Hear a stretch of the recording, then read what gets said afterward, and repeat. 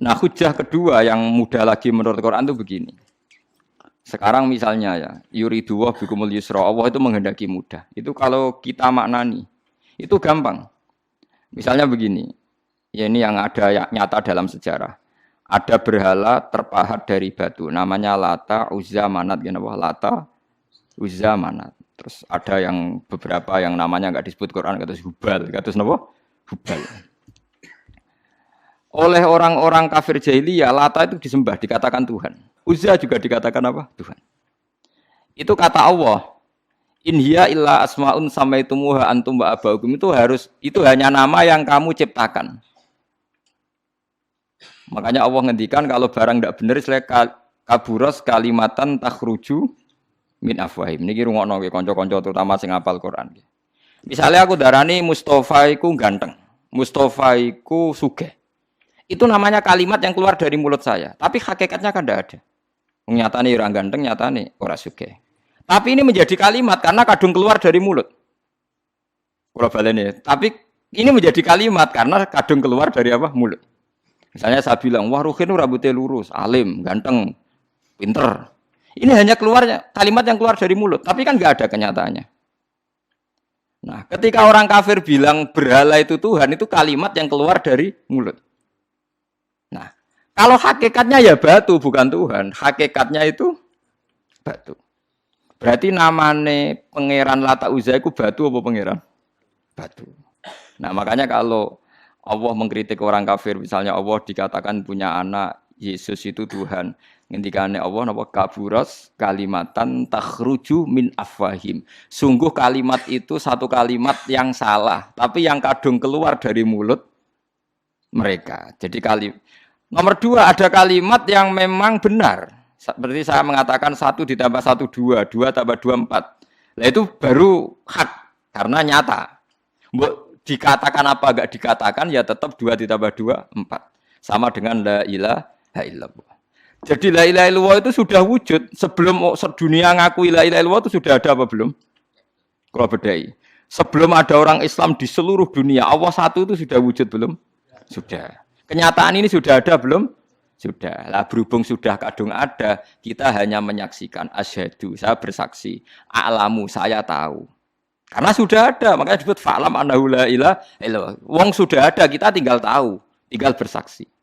Nah, kalau yang tidak ada itu mbok dikatakan pun tetap tidak ada, itu hanya jadi kalimat yang keluar dari mulut, wong barangnya tidak ada. Itu disebut apa? Kaburas kalimatan takhruju min afwahim. Iyaquluna illa kadziba. Jadi kalimatnya itu ada, tapi fakta yang ditunjuk kalimat itu tidak ada. Paham ya lah. Mulanya ciri utama agama itu kul ja'al haqqu wa zahaqal batil. Barang hak itu pasti ada, yaitu Allah. Barang batil ya pasti tidak ada. Pangeran telu itu tidak ada.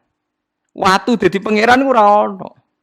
Santet ngasari dadekno aku mati ku ora ono. Mulane kula nek santet wong ora tau ndonga tolak santet. Wong cara kula santet mboten enten. Nah, percaya jajal nggak sih mati aku, paham gitu. Jadi gitu. Memang nggak ada. Lo soal misalnya, tapi wonten Gus yang mati, ono domen yang wetenge ngene. Ya sing ono dom. Iku jenenge ora santet biasa wedok. Lah nek mati kena santet itu biasa kepelitis truk ya mati. Kena virus. Cara kula dipanteni santet itu malah lambat, kadang 3 dina lagi mati. Cas pleng truk. Cas pleng meneh pesawat. Jadi niku yang paling angel nih gue bab tauhid. Sebenarnya tauhid itu gampang, buatan jelimet. Makanya Allah melatih kita yuridu wa bikumul yusra. Andekan manusia seluruh dunia dipoling untuk melihat Lata dan Uzza, itu apa? Enggak usah ada orang Islam, enggak ada orang kafir, enggak usah intervensi. Pasti mereka jawab itu batu. Andekan Isa Yesus itu dipampang di dunia, orang poling, orang Islam kafir, enggak ada intervensi. Pasti akan bilang itu manusia. Paham ya? Tapi lewat rekayasa dicitrakan itu Tuhan. Lata Uzza dicitrakan itu Tuhan. Nah, itu disebut wa makaru wa makarawa. Jadi dimakru. Dia didesain sedemikian rupa. Misalnya di Yunani itu orang kalau bilang Tuhan itu akal, makanya bilang logos. Log itu logos. Tuhan itu arot. Niki rungokno aja sampai salah, nak salah kafir sampean. Tuhan itu arot, Tuhan itu sifat. Jadi Tuhan itu tidak ada zatnya. Kemudian logos ini nempel di Yesus, kata orang Kristen. Sehingga logos. Logika akal. Makanya kalau orang filsafat darani Tuhan itu akal 1, akal 2, akal 3, akal. Makanya disebut logi, ideologi, log. Nah, pertanyaannya kemudian saat Allah itu arot, Allah itu log, kemudian belum ada tempatnya Allah bergentayangan di mana? Sebelum Yesus ada terus lalu Allah bersemayam di mana? Terus ada orang Majusi bersemayam di api, nanti yang orang kafir jahiliyah bersemayam di arca-arca itu, yang orang kuno Majusi di mana di gunung apa? Mungkin orang Sugian di Gunung Kawi macam-macam itu terus. Wah, itu kan terus jadi repot. Repotnya adalah kalau sifat itu harus nempel di dat dan datnya mana nggak jelas. Itu satu. Nomor dua, sifat itu sama mausuf itu mesti dulu mausufnya. Nah, makanya kata ahli ilmu kalam, jangan pernah kamu mengatakan Tuhan itu sifat. Kalau Tuhan sifat nanti butuh nempel nopo? Zat. Makanya terus kita diajari walillahil asmaul husna. Allah itu zat. Kemudian pada zat ini ada asmaul husna. Jadi mulai dulu Allah itu al-qayyum, zat yang berdiri sendiri. Nah, ini pentingnya ngaji. Ana wong alim-alim mesti wali. Ana wong alim ra wali, goblok-gobloke wong alim. Mergo seneng dhuwit. Kudune wong alim iku wali. Lan Imam Syafi'i ketika disebutno wali si A wali si B jare. Nah aku ra wali ning dunya ora ono wali jare. Dadi idza lam takunil ulama auliya alillah fama ala wajil ardi min waliyin. Nah, ulama wis gak wali ning dunya wis ora ono napa wali. Karena hanya ulama yang bisa menjelaskan kenapa harus ada tauhid. Nah, ulama ngerti logikanya. Fa'lam annahu la ilaha illallah. Kamu tahu. Bisa diketahui itu karena barangnya sudah hak, sudah wujud. Kalau barangnya belum wujud kan tidak bisa diketahui. Misalnya begini. Berhala Lata Uzza itu yang bisa diketahui satu, bahwa itu batu.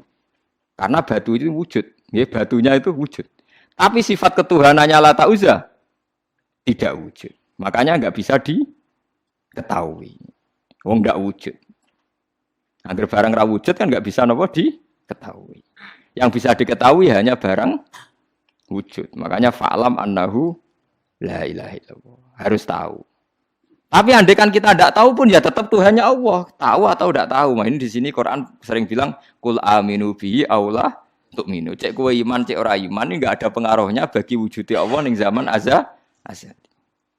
Di kula baleni malih itu memang jadi dulu itu orang-orang terjebak ketika Tuhan ning Yunani dianggap logos log. Kemudian di Timur Tengah Tuhan itu dianggap satu arot sing nemplek sifat sing nemplek ning berhala-berhala. Mbok ning gone daerah Majusi ning wasani sing nemplek ning napa geni macam-macam. Mon niku walhasil akhirnya semuanya itu kalah dengan tauhid sing digawa Kanjeng Nabi Muhammad sallallahu alaihi wasallam. Bahkan sekarang tiang Nasrani pun itu tidak pede dengan teori trinitasnya.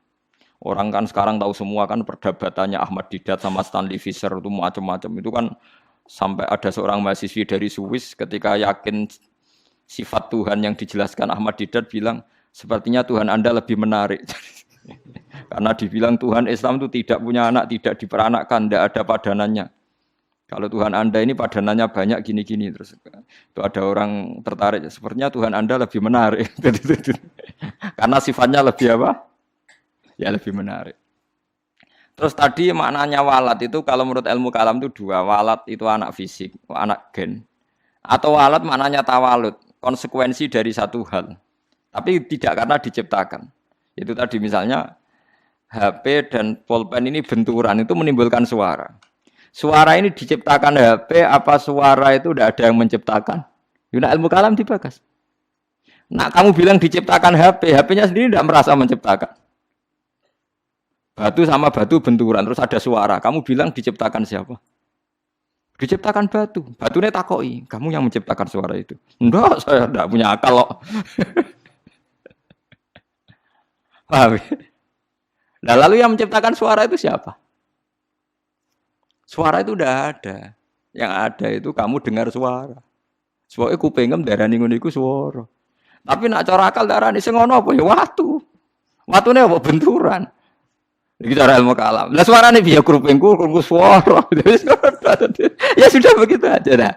Jangan sampai kamu menganggap kejadian alam ini kebetulan. Itu kue yang melukai tauhid. Semua alam raya ini diciptakan secara sengaja dengan irodah oleh Allah Subhanahu wa taala. Jadi lam yatawallat min wujudihi syai'un. Jangan sampai kamu berkeyakinan setelah Allah wujud otomatis makhluknya wujud. Berarti wujudnya makhluk tanpa kehendak Allah. Itu keliru. Itu ya termasuk tawalud. Kalau kamu meyakini begitu berarti terjadi keyakinan apa? Tawalud. Setelah ada Allah otomatis makhluknya ada. Itu ya dosa besar. Kafir. Berarti mau dosa besar tapi apa? Kafir.